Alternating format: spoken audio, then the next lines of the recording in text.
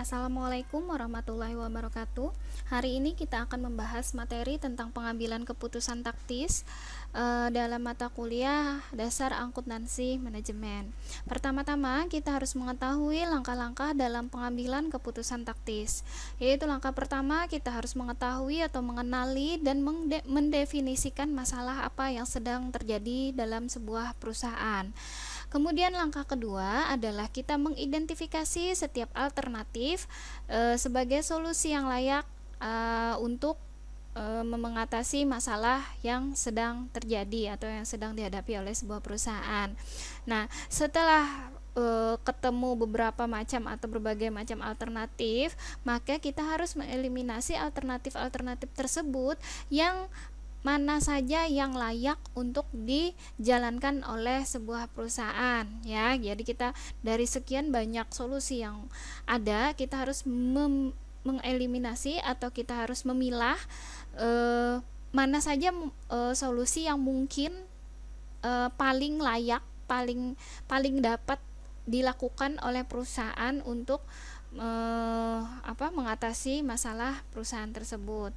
Kemudian langkah ketiga adalah kita harus mengidentifikasi biaya dan juga manfaat yang berkaitan dengan setiap alternatif yang sudah maksudnya yang layak, yang sudah kita eliminasi tadi, sudah kita pilah tadi, kan ketemu akhirnya solusi-solusi yang dianggap layak, yang dapat dijalankan oleh perusahaan untuk menghadapi masalah.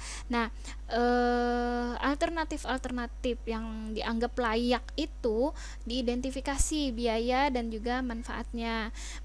Mengidentifikasinya adalah dengan menghitung total biaya dari masing-masing alternatif, kemudian menilai faktor-faktor kualitatifnya. Menilai faktor-faktor kualitatif ini adalah dengan nilai manfaat-manfaat yang bisa didapatkan dengan menjalankan solusi yang solusi-solusi yang ada itu, gitu loh. Jadi pertama menghitung biaya yang akan dikeluarkan saat menjalankan solusi, kemudian kita harus mengetahui manfaat apa saja yang didapatkan saat kita melaksanakan solusi yang akan diambil solusi yang akan dijalankan oleh perusahaan, seperti itu. Kemudian memilih alternatif yang menawarkan manfaat terbesar secara keseluruhan. Nah, dari beberapa solusi tadi yang dianggap layak, setelah dihitung total biaya dan menilai faktor kualitatifnya, maksudnya menilai manfaatnya apa saja, kita akan memilih mana solusi yang paling besar manfaatnya secara keseluruhan, dan juga kita harus melihat total biaya yang dikeluarkan untuk melaksanakan solusi itu, ya. Jadi diusahakan biayanya yang paling minimal. Kemudian kita masuk ke dalam etika dalam pengambilan keputusan taktis. Dalam pengambilan keputusan taktis, masalah etika selalu berkaitan dengan cara mengimplementasikan keputusan, ya, dan kemudian dan kemungkinan pengorbanan sasaran jangka panjang untuk hasil jangka pendek. Nah, di sini maksudnya saat kita ingin melaksanakan sebuah keputusan, kita harus memiliki etika dalam menjalankan keputusan yang sudah diambil oleh sebuah perusahaan, ya. Jadi etikanya bagaimana cara menjalankan keputusan tersebut, ya.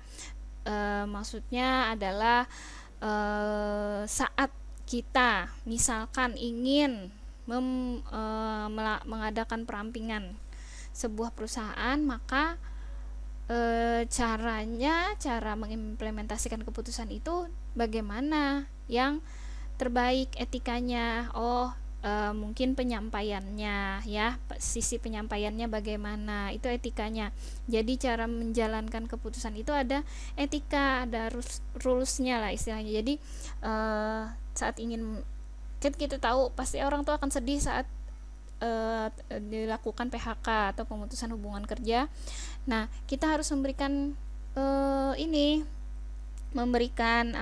penjelasan mengapa ini harus terjadi, ya. Itu etikanya. Jangan tiba-tiba kita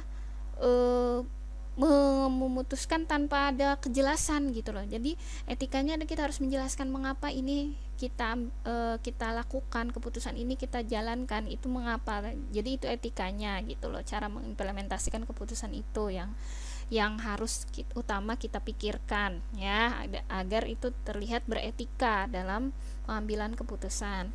Kemudian pengambilan keputusan itu harus selalu mempertahankan kerangka kerja etis.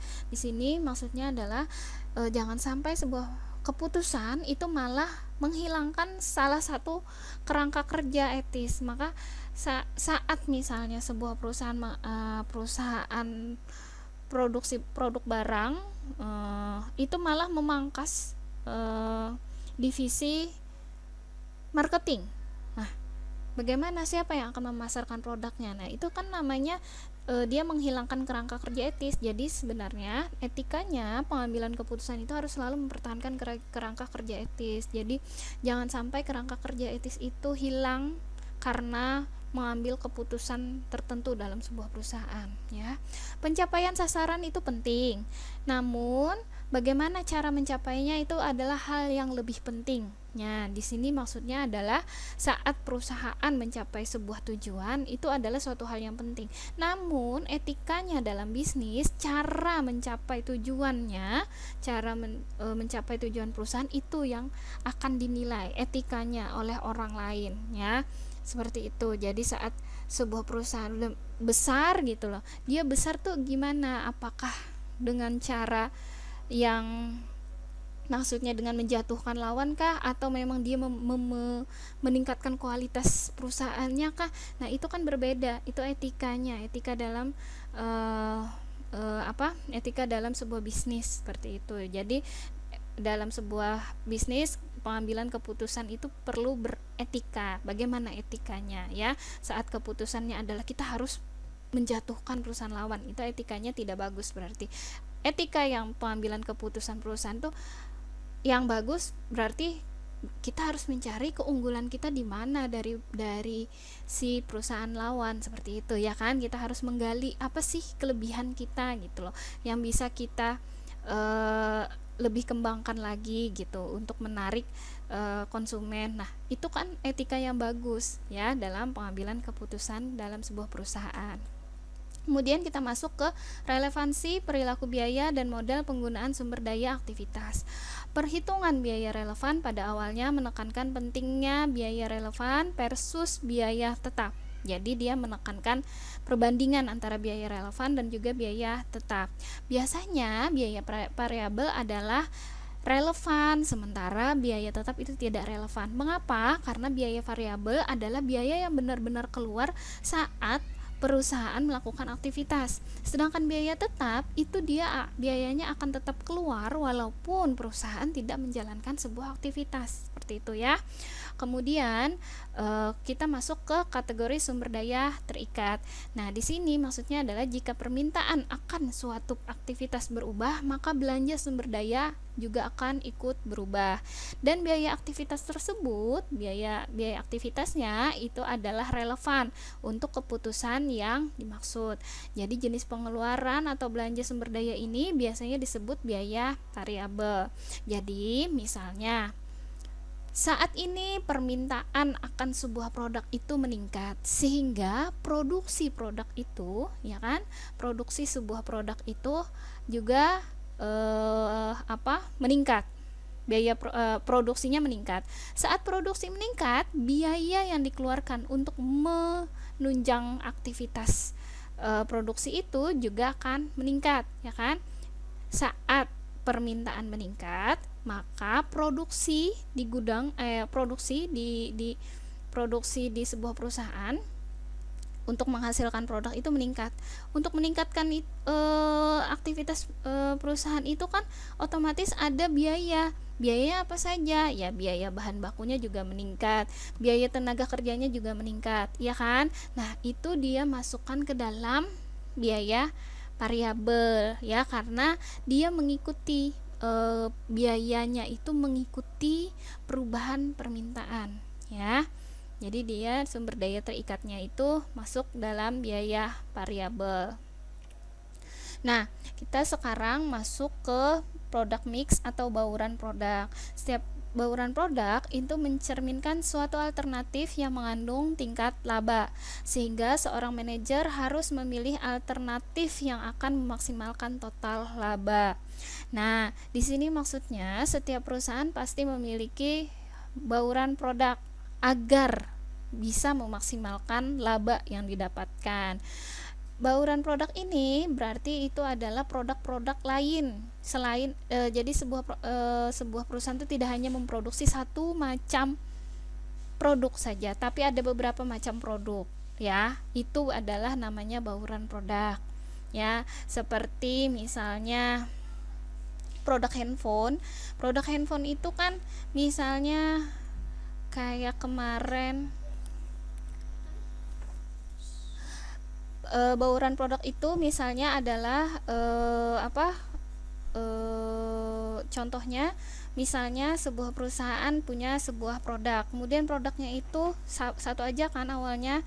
Kemarin itu contohnya ada sebuah produk, kemudian produk itu sudah tidak terlalu laku lagi, sehingga perusahaan harus mencari solusi dengan memproduksi barang lain atau produk lain yang sejenis namun sedikit berbeda, entah berbeda model, berbeda merek, atau berbeda rasa atau apa. Nah, sebuah produk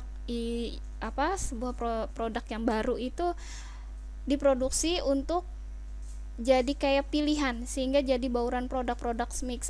Jadi konsumen bisa memilih, mau milih yang kemarin yang diproduksi atau yang saat ini diproduksi. Itu namanya bauran produk. Jadi sebuah perusahaan memproduksi beberapa produk agar menarik perhatian konsumen, ya. Jika konsumen sudah bosan dengan satu produk yang dari awal diproduksi, kita berarti harus memproduksi produk lain yang lebih menarik gitu loh, tapi sama-sama perusahaan itu yang memproduksi. Jadi itu namanya produk mix atau bauran produk. Nah, kemudian setiap perusahaan itu harus selalu mendapat kendala karena keterbatasan sumber daya dan juga permintaan untuk melakukan bauran mix ini, bauran produk ini, sehingga seorang manajer harus memilih bauran yang optimal dengan berbagai kendala yang terdapat pada perusahaan. Jadi saat sudah memproduksi beberapa produk, kita harus mengevaluasi lagi produk mana saja sih yang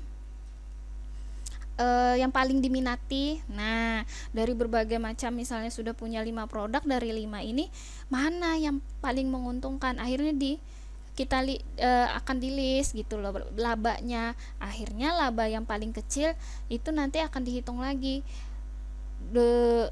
apakah itu layak untuk tetap diproduksi apa tidak layak. Nah, itu jadi manajer itu harus memilih bauran yang optimal dengan berbagai kendala yang terdapat dalam perusahaan. Jadi benar-benar memilih mana saja sih yang akan dilanjutkan untuk diproduksi, seperti itu.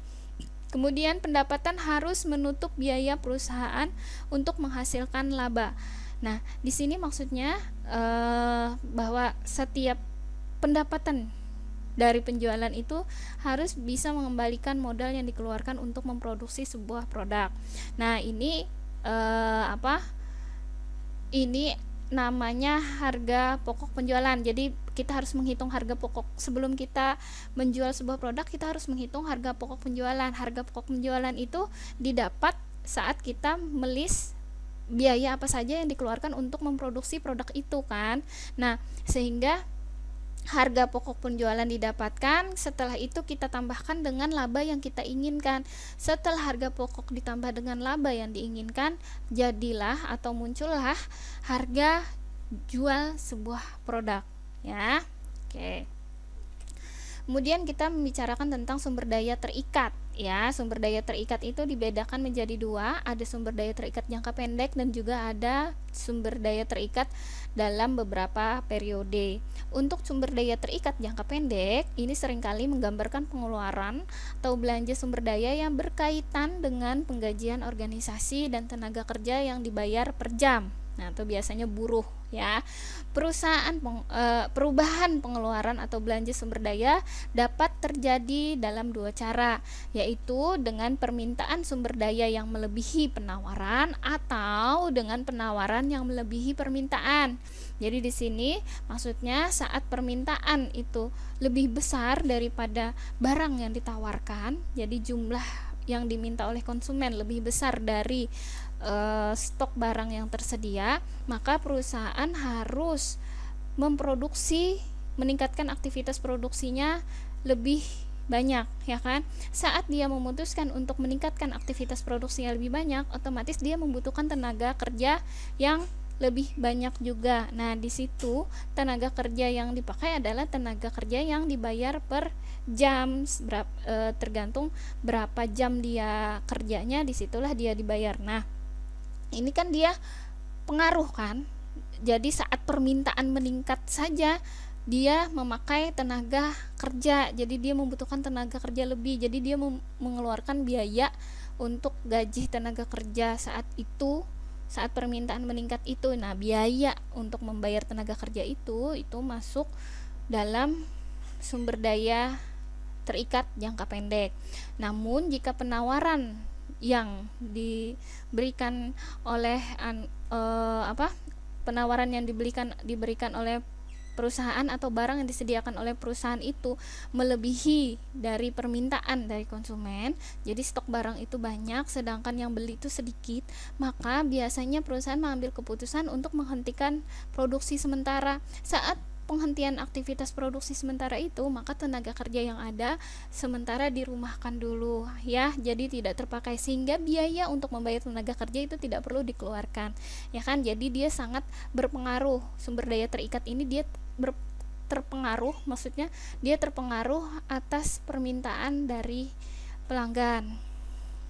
Kemudian, sumber daya terikat dalam beberapa periode, ini maksudnya adalah untuk kategori sumber daya untuk beberapa periode, perubahan permintaan aktivitas sepertinya jarang mempengaruhi pengeluaran atau belanja sumber daya. Sehingga di sini sumber daya terikat dalam beberapa periode ini tidak relevan dalam pengambilan keputusan. Mengapa dia tidak relevan? Karena biaya yang dikeluarkan itu untuk beberapa periode itu kemungkinan sama. Misalnya, saat sebuah perusahaan itu menyewa gedung, harga gedung itu kan dia hitungnya per tahun, ya kan. Jadi setiap bulannya perhitungan biaya sewanya itu sama, misalnya 1 tahunnya 12 juta, berarti setiap bulannya bisa diperhitungkan bahwa itu 1 juta, ya kan.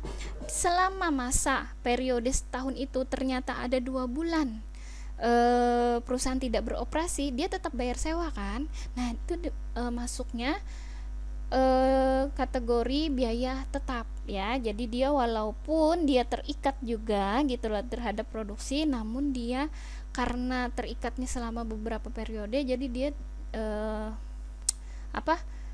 masuknya dalam biaya tetap, sehingga dia tidak relevan dalam pengambilan keputusan. Nah, kita masuk ke biaya relevan. Biaya relevan itu adalah biaya masa depan yang berbeda pada masing-masing alternatif. Jadi maksudnya adalah biaya relevan ini biaya yang akan kita keluarkan di masa depan, ya. Namun biaya itu berbeda dalam setiap keputusan. Seperti tadi, saat keputusannya untuk meningkatkan aktivitas produksi, maka biayanya lebih besar, ya kan. Saat keputusan perusahaan untuk menyetop atau menghentikan produksi, berarti biayanya bisa lebih hemat atau biayanya tidak perlu dikeluarkan. Itu namanya biaya relevan, ya, biaya masa depan. Nah, semua keputusan itu berhubungan dengan masa depan kan, sehingga hanya biaya masa depan lah yang paling relevan dalam pengambilan keputusan. Ya, di sini jadi yang paling relevan dalam pengambilan keputusan adalah biaya masa depan. Biaya relevan untuk pengambilan keputusan didasarkan pada konsep different analysis for different purpose, yang berarti bahwa untuk tujuan yang berbeda diperlukan analisa yang berbeda juga. Ya, jadi setiap pengambilan keputusan yang berbeda itu kan setiap pengambilan keputusan tuh punya tujuan. Nah, saat pengambilan keputusan berbeda, itu otomatis tujuannya berbeda. Saat memiliki tujuan yang berbeda dan keputusan yang berbeda, otomatis analisa yang dilakukan untuk melihat keputusan itu layak apa tidak itu juga berbeda analisanya, ya kan? Dan kita masuk ke konsep biaya relevan, ya. Di sini ada konsep biaya. Yang pertama adalah biaya diferensial.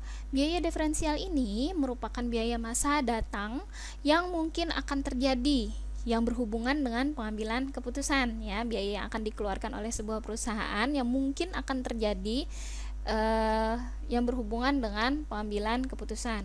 Dalam pengambilan keputusan ini, biaya diferensial akan dibandingkan dengan pendapatan diferensial agar dapat menentukan besarnya laba, ya. Jadi biaya dengan pendapatan itu akan dibandingkan, kemudian bisa ditentukan labanya berapa, seperti itu. Kemudian konsep biaya diferensial dapat digunakan untuk berbagai analisa pengambilan keputusan, yaitu seperti menerima atau menolak pesanan khusus, kemudian membuat atau membeli suatu bagian produk dan sebagainya. Jadi keputusan-keputusan yang diambil itu harus dianalisa, itu masuk dalam konsep biaya diferensial. Kemudian ada yang namanya biaya traceable. Biaya traceable adalah biaya yang dapat diikuti jejaknya pada produk, pesanan, pusat biaya, departemen atau divisi tertentu dalam suatu perusahaan. Nah, biaya ini dipertimbangkan dalam pengambilan keputusan untuk menentukan harga pokok dan untuk mengukur prestasi dari suatu produk. Bisa untuk mengukur prestasi dari suatu produk, maksudnya di sini adalah untuk melihat berapa banyak sih produk ini disukai gitu loh, diminati gitu loh, berapa sih pesanannya, banyak lah, banyak tidak gitu. Kemudian biayanya berapa saja harus dikeluarkan. Kemudian hal-hal yang masuk dalam biaya-biaya ini dia kan untuk menentukan harga pokok nih. Nah, itu namanya biaya traceable, yaitu biaya yang diikuti jejaknya pada produk, ya, biaya yang dikeluarkan untuk menghasilkan sebuah produk itu. Kemudian ada yang namanya biaya pengganti. Biaya pengganti adalah biaya yang berhubungan dengan penggantian suatu aktiva atau jasa yang akan terjadi di waktu yang akan datang pada saat diadakannya penggantian. Ya, konsep biaya pengganti ini bermanfaat untuk menyusun anggaran dan biaya standar serta capital budgeting seperti perencanaan, penambahan, penggantian atau pemberhentian aktiva tetap. Nah, biaya pengganti namanya. Kemudian ada yang namanya konsep biaya kesempatan. Biaya kesempatan merupakan penghasilan atau penghematan biaya yang dikorbankan karena dipilihnya suatu alternatif tertentu, ya. Jadi penghasilan yang dikorbankan karena dipilihnya satu alternatif tertentu, sehingga penghasilannya diperhitungkan sebagai biaya pada alternatif tertentu itu, ya. Jadi maksudnya di sini biaya kesempatan ini penghasilannya itu dianggap tidak ada, yang seharusnya penghasilan itu ada tapi dia dikorbankan atau dianggap tidak ada, sehingga dia masuk dalam karena dia masuk dalam penghematan, maka dia dihitung juga sebagai biaya, ya kan, yang seharusnya dia dapat keuntungan gitu loh, dia mendapat penghasilan, namun karena suatu keputusan perusahaan penghasilan itu jadi tidak ada, sehingga itu masuk ke dalam biaya, namanya biaya kesempatan kategorinya, ya kan. Saat tidak mendapatkan penghasilan itu masuk ke dalam biaya, namanya biaya kesempatan. Nah, di sini ada juga namanya biaya semu. Biaya semu adalah biaya yang sebenarnya tidak terjadi. Biaya semu ini seringkali itu harus dipertimbangkan untuk perbandingan dan analisa biaya. Contohnya, biaya semu itu adalah gaji pemilik yang diperhitungkan pada perusahaan perseorangan yang dikelola sendiri oleh pemilik, di mana sebenarnya pemilik itu tidak memperoleh pembayaran gaji, ya kan, karena dia cuman dapat laba aja udah gitu kan, dia tidak perlu digaji si pemilik ini. Nah, ini namanya biaya semu. Jadi seolah-olah dia digaji, ya. Jadi ada perhitungan gaji pemilik berapa, padahal seluruh laba yang didapatkan oleh sebuah perusahaan perseorangan itu adalah gajinya si pemilik, ya enggak. Nah, Seperti itu. Kemudian masuk ke biaya inkremental. Ya. Biaya inkremental adalah biaya-biaya yang ditambahkan atau biaya-biaya yang tidak akan dikorbankan apabila suatu proyek tertentu tidak dipilih atau dilaksanakan. Jadi biaya inkremental ini dia tidak dia tidak dikorbankan untuk keputusan sebuah perusahaan, ya. Jadi dia tetap ada gitu loh. Jadi biaya inkremental juga dapat dipandang sebagai selisih dari biaya total antara alternatif yang satu dengan alternatif yang lain. Sekarang kita masuk ke biaya tunai. Konsep biaya ini bermanfaat untuk menganalisis aliran dana atau aliran kas di waktu yang akan datang dalam kaitannya dengan keputusan penanaman modal, ya.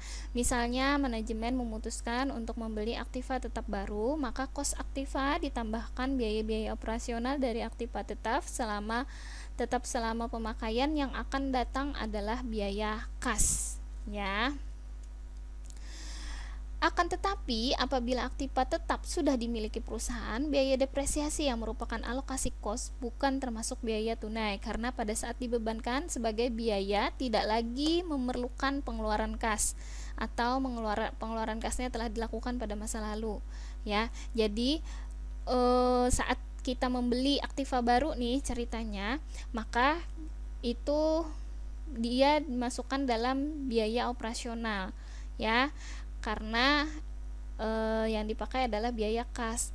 Saat aktiva itu sudah dimiliki, maka ada yang namanya biaya depresiasi atau biaya penyusutan kan. Nah, biaya penyusutan ini dia tidak dia tidak dibebankan sebagai biaya karena tidak memerlukan pengeluaran kas kan. Dia tidak memerlukan pengeluaran kas depresiasi, dia hanya memotong biaya yang sudah dikeluarkan gitu loh, ya. Kan di awal saat membeli udah keluar tuh biaya kas, ya kan. Saat kita membeli barang udah keluar kas kita untuk membeli barang itu. Nah, kalau penyusutannya kita tidak mengeluarkan biaya kas lagi, namun memotong harga gitulah istilahnya, menyusutkan harga yang pembelian tadi, harga perolehan tadi, mengurangkan biaya harga perolehannya, mengurangkan setiap tahunnya, itu namanya kan biaya depresiasi. Nah, itu dia hanya pengurangan saja namun tidak mengeluarkan biaya kas, ya. Jadi ini tidak termasuk dalam biaya tunai, ya. Biaya tunai itu adalah biaya yang kita keluarkan untuk membeli aktiva, itu biaya kas namanya. Sekarang ada yang namanya biaya tertanam atau sangkos.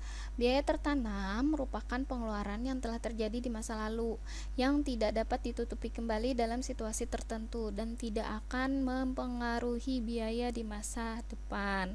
Sangkos juga tidak dapat dipengaruhi oleh suatu keputusan, baik keputusan yang dilakukan sekarang maupun masa datang. Oleh karena itu, biaya tertanam biasanya adalah biaya yang tidak relevan, ya. Jadi biaya tertanam ini dia udah terjadi, ya. Kemudian dia tidak bisa mempengaruhi masa depan. Jadi dia benar-benar ya sudah, biayanya udah dibayar gitu loh, tidak bisa diapa-apain lagi. Kemudian sankos ini tidak dapat dipengaruhi sebuah keputusan karena dia tetap, ya, biayanya tetap. Oleh karena itu, biaya tertanam biasanya adalah biaya yang tidak relevan, dia tidak bisa mempengaruhi suatu keputusan. Contohnya, dalam pertukaran aktiva lama dengan aktiva baru, itu nilai buku aktiva lama merupakan sankos karena tidak relevan untuk pertimbangan pengambilan keputusan, ya. Nah, kemudian ini kita masuk ke karakteristik biaya relevan. Karakteristik biaya relevan ini yaitu biaya dapat dihindari dengan suatu keputusan manajemen, ya kan. Biaya relevan ini biayanya dapat dihindari dengan suatu keputusan manajemen, ya. Biaya tersebut belum terjadi. Biaya yang akan terjadi dinilai berbeda untuk setiap alternatif, ya. Jadi kalaupun biayanya akan terjadi tergantung dari keputusannya maka biaya yang dikeluarkan juga akan berbeda. Kemudian biaya tersebut benar-benar memberikan pengaruh di dalam sebuah keputusan, ya. Jadi saat keputusannya adalah meningkatkan aktivitas sebuah kegiatan perusahaan, maka biaya yang dikeluarkan juga akan meningkat juga gitu loh. Jadi dia benar-benar memberikan pengaruh di dalam sebuah keputusan. Cara menentukan apakah biaya itu relevan atau tidak, itu yang pertama harus mengumpulkan seluruh biaya yang terkait dengan masing-masing alternatif, ya. Jadi mengumpulkan biayanya apa saja sih dari setiap alternatif. Kemudian mengeliminasi atau memisahkan biaya yang tertanam, biaya sunk cost. Kenapa? Karena tadi sudah kita bahas, sunk cost itu tidak bisa dianggap maksudnya dia tidak relevan gitu loh untuk pengambilan keputusan. Kemudian mengeliminir biaya yang jumlahnya tidak berbeda. Ini kalau jumlahnya tidak berbeda berarti biayanya masuk dalam kategori biaya tetap. Kalau biaya tetap berarti dia tidak relevan untuk pengambilan keputusan. Nah, sekarang kita masuk ke apa ya ini namanya, keputusan menerima atau menolak pesanan khusus. Nah, itu masuk ke permasalahan dan pemecahannya, ya, dengan menggunakan konsep biaya relevan di sini. Nah, keputusan untuk menerima atau menolak pesanan khusus itu digolongkan sebagai pesanan khusus karena pesanan tersebut mempunyai harga jual lebih rendah dibandingkan harga jual produk yang sama kepada pelanggan umum, ya. Jadi ini digolongkan sebagai pesanan khusus apabila pesanan tersebut mempunyai harga jual lebih rendah dibandingkan harga jual produk yang sama kepada pelanggan umum. Kemudian informasi akuntansi relevan untuk memutuskan suatu pesanan khusus diterima atau ditolak adalah laba diferensial. Jadi kita harus menghitung laba diferensial. Tadi setelah menghitung biaya dan juga pendapatan diferensial. Laba diferensial itu merupakan selisih antara pendapatan diferensial dan juga biaya diferensial. Pesanan khusus akan diterima jika pendapatan diferensial lebih tinggi dibandingkan biaya relevannya atau harga jual per unitnya lebih besar daripada biaya variabel per unit. Jadi keputusan atau menolak pesanan khusus itu dilihat saat pesanan khusus itu kan otomatis pesanan khusus itu biasanya pesanan yang tidak selalu ada gitu loh. Jadi pesanan khusus itu hanya tertentu saja momennya. Nah, biasanya pesanan khusus ini tidak sedikit kan gitu loh, banyak biasanya pesanan khusus ini jumlahnya. Nah, saat dia membeli jumlah banyak biasanya dia pasti menginginkan potongan harga, makanya harga jualnya biasanya lebih rendah daripada produk yang biasa dijual tanpa pesanan khusus gitu loh, yang pajangan misalnya, bukan pesanan khusus kan. Nah, biasanya harganya lebih murah dari harga pesanan khusus itu biasanya lebih murah dari harga jual produk yang biasa dijual dengan pelanggan umum. Nah, di sini perusahaan itu harus memutuskan dia menerima atau menolak setelah dia menghitung laba diferensialnya, selisih antara pendapatan dan juga biaya diferensial, ya. Oke. Kemudian keputusan pemanfaatan kapasitas menganggur. Nah, laba diferensial juga merupakan informasi diferensial untuk pembuatan keputusan pemanfaatan kapasitas yang menganggur. Kapasitas yang menganggur dapat digunakan untuk menerima pesanan khusus, mengolah lebih lanjut produk yang dihasilkan atau menghasilkan produk baru. Di sini maksudnya kapasitas menganggur ini misalnya adalah ada sebuah ruangan. Nah, dalam sebuah perusahaan itu, sebuah kantor itu ada ruangan kosong misalnya. Nah, itu namanya kapasitas menganggur. Itu mau digunakan untuk apa?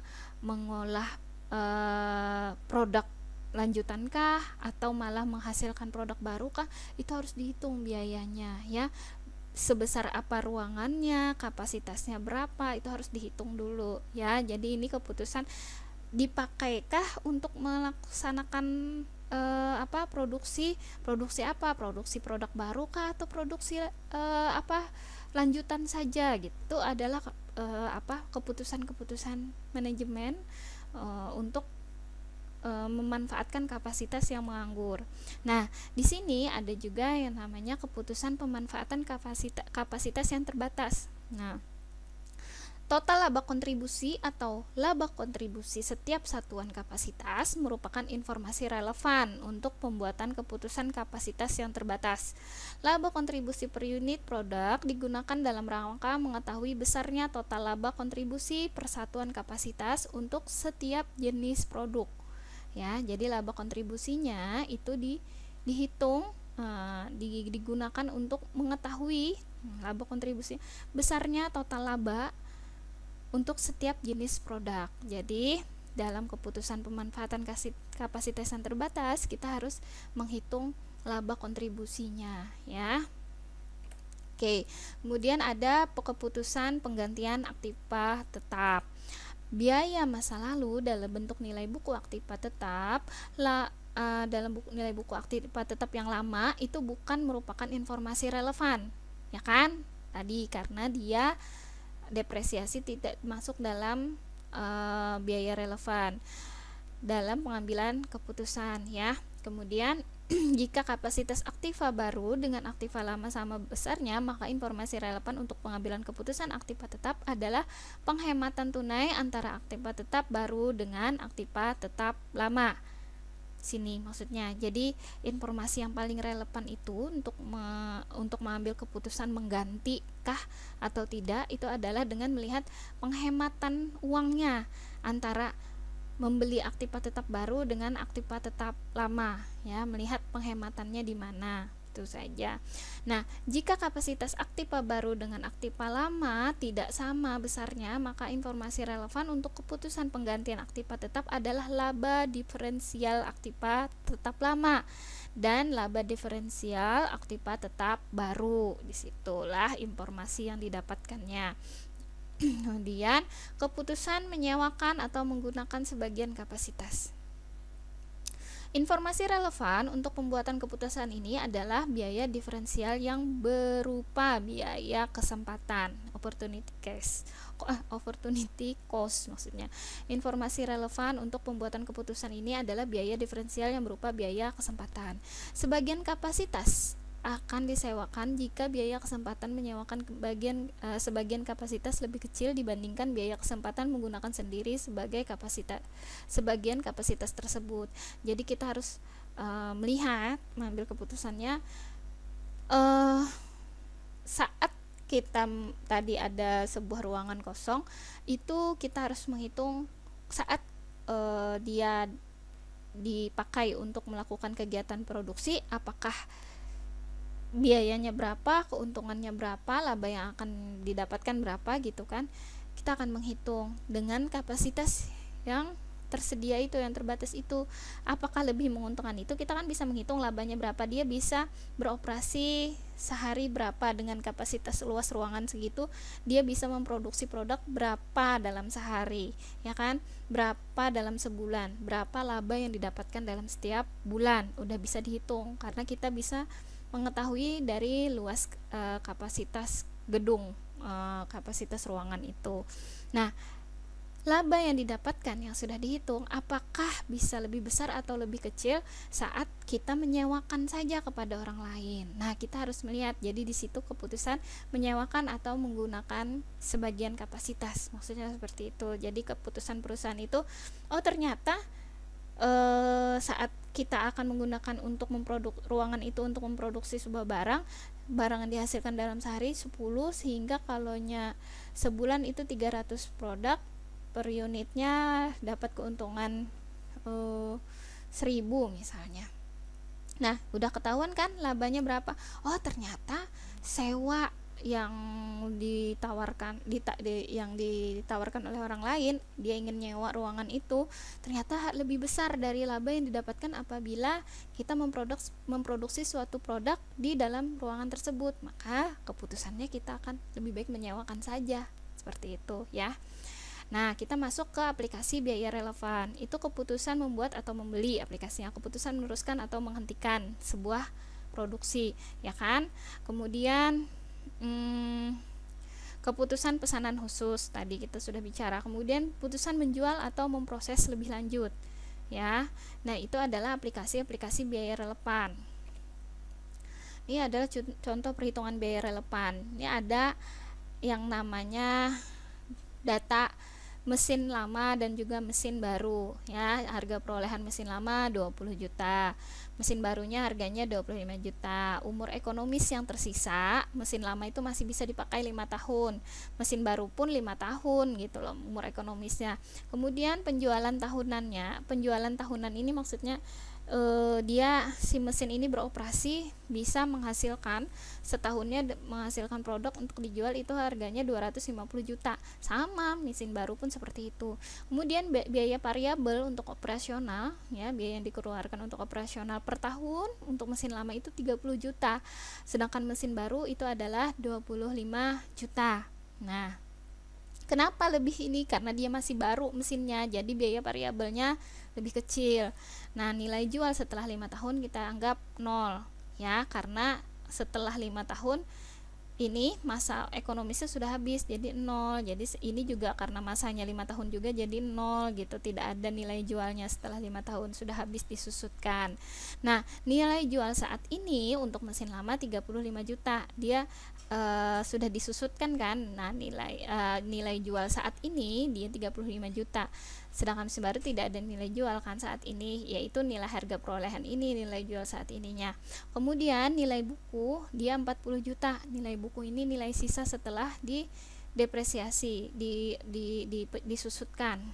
Ya, nilai buku saat ini itu 40 juta. Nah, ini data yang didapatkan. Kemudian kalau dilihat sekilas, maka PT gue akan merugi jika harus menjual mesin yang lama, karena harga jual dikurang dengan nilai buku itu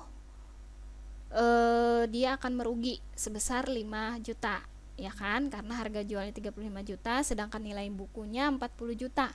Ya, apabila mesin itu dijual, mesin lama itu dijual cuman dihargai orang 35 juta, sedangkan nilai bukunya saat ini adalah 40 juta, maka akan rugi 5 juta. Jadi bisa jadi gitu loh. Saat melihat yang seperti ini, perusahaan tidak akan membeli mesin baru tapi mempertahankan mesin lama pengambilan keputusannya. Karena apa?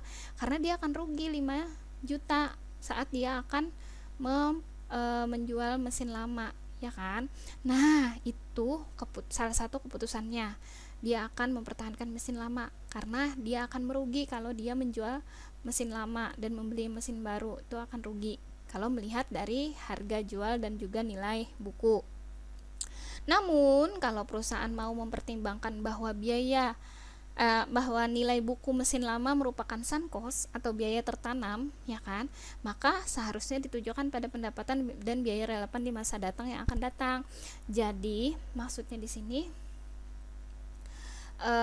saat nilai buku mesin lama ini sunk cost dianggap sunk cost atau biaya tertanam, maka dia tidak relevan kan untuk pengambilan sebuah keputusan. Nah, maka dia tidak bisa dipertimbangkan. Ada juga perusahaan yang menganggap seperti itu, sehingga dia lebih mempertimbangkan biaya variabel. Biayanya yang mana yang lebih rendah? Biaya variabel yang lebih rendah itu adalah dengan menggunakan mesin baru, sehingga lebih baik dia membeli mesin yang baru. Seperti itu. Jadi keputusan itu berbeda tergantung dari sudut pandang dia melihatnya di sisi yang mana, ya. Dia menginginkan apa. Jadi setiap keputusan itu sangat berpengaruh, banyak sekali alternatifnya, semuanya tergantung dari manajemen memandangnya dari sudut mana. Nah, ini ada lagi contoh perhitungan biaya relevan. Nah, contohnya total biaya dan pendapatan selama 5 tahun. Ini ada penjualan, ya. Penjualannya tadi 250 juta dengan mesin lama atau dengan membeli mesin baru. Biaya variabelnya ini 150 juta. Kalau mesin baru biaya variabelnya 125 juta, lebih rendah kan? Selisihnya berapa juta? Nah, 25 juta. Selisih antara mesin lama dengan mesin baru itu namanya biaya diferensial. Nah, selisihnya 25 juta. Penyusutan mesin baru itu tidak ada di mesin lama, namun ada di mesin baru yaitu 25 juta. Maka biaya diferensialnya adalah 25 juta karena selisih di mesin lama 0, di mesin baru 25 juta. Nah, ini penyusutan mesin lama, penyusutan atau penghapusan nilai buku. Nah, di penyusutan mesin lama jika mempertahankan dia dihitungkan 40 juta nilai bukunya, penghapusan nilai bukunya. Kemudian di mesin baru diakui kenapa? Karena dia nanti akan tukar tambahkan dengan si mesin baru kayak gitu. Jadi dia mengakuinya di mesin baru 40 juta juga. Jadi biaya diferensialnya 0 ya. Dengan mempertahankan mesin lama dia ada total penyusutannya 40 juta untuk 5 tahun mendatang kan. Nah, di mesin baru juga ada 40 juta. Kemudian untuk penjualan mesin lama itu ada 35 dihargai saat menjual mesin lama berarti membeli mesin baru. Jadi 35 jutanya taruh di membeli mesin baru ini. Jadi ada biaya diferensialnya, selisihnya 0 di sini 35, ini 35 juta selisihnya. Laba bersih selama 5 tahun itu 60 juta di mesin lama. Kemudian di mesin baru itu 95 juta labanya, sehingga selisihnya ini adalah 35 juta. Nah, sekarang kita bahas ke penambahan dan pengurangan lini produk dan segmen lain. Di sini ada beberapa produk X, Y, dan juga W ya. Untuk datanya di sini ada data penjualan, biaya variabel, ya kan? Kemudian margin kontribusi, biaya tetap, dan lain-lain lah. Jadi udah ketahuan, labanya pun ketahuan dari ketiga produk ini berapa gitu. Nah, di sini kita akan melihat gitu, mengeliminasi saat melihat data yang seperti ini, maka kita melihat laba yang paling rendah adalah produk W, ya kan? Sehingga produk dari ketiga produk ini semuanya mendapatkan laba, namun laba yang paling rendah itu adalah produk W, di mana laba segmen yang diterima adalah hanya 6 juta. Karena ketiganya laba, maka hal ini layak untuk dilanjutkan. Tapi PT GUE dalam hal ini mempunyai pertimbangan apakah akan mempertahankan atau menghentikan produk W, karena dia memiliki laba yang paling kecil tadi ya. Nah, akhirnya setelah menganalisanya adalah dengan menghilangkan biaya-biaya tetap, tapi hanya menginikan biaya variabelnya saja, sehingga didapat manfaat relevannya 6 tadi kan, sehingga didapatkan labanya 9, naik jadi 9. Kalau menghentikan biaya, menghentikan produksi itu sama sekali tidak ada penjualan dan juga tidak ada keuntungan, ya kan, sehingga didapatkanlah laba 9 juta itu apabila dikurangkan dengan biaya tetapnya tidak dianggap. Kan kita melihat menganalisanya hanya biaya relevan saja, malah akan mendapatkan 9 juta itu biaya, maksudnya labanya. Nah, semakin meningkat. Nah, maka dari itu karena dia sudah kelihatan bisa ditingkatkan menjadi 9 juta, laba yang tadinya 6 juta, sebenarnya kalau tidak dimasukkan biaya tetap itu sebenarnya labanya 9 juta, ya kan? Kalau dimasukkan biaya tetap, maka labanya hanya 6 juta. Nah, di sini berarti keputusannya lebih baik menghentikan atau melanjutkan. Nah, mungkin akan lebih baik melanjutkan saja, karena apabila kita menghentikan tidak ada laba sama sekali yang bisa kita dapatkan, ya kan? Nah, itu tapi tergantung dari keputusan sebuah perusahaan lagi, apa yang ingin dilakukannya di masa depan, tujuannya apa, bagaimana. Jadi setiap pengambilan keputusan itu banyak faktor yang mempengaruhi sebuah keputusan perusahaan. Oke, terima kasih banyak atas perhatian kalian sampai di sini, karena mungkin di dalam slide ini masih sangat banyak kekurangan yang belum tersampaikan dengan baik di dalam penjelasan materi ini. Mohon maaf, tapi apabila ada masih pertanyaan lanjutan dari materi ini bisa kita bahas dalam diskusi. Sampai di sini Bu akhiri. Terima kasih banyak atas perhatiannya. Assalamualaikum warahmatullahi wabarakatuh.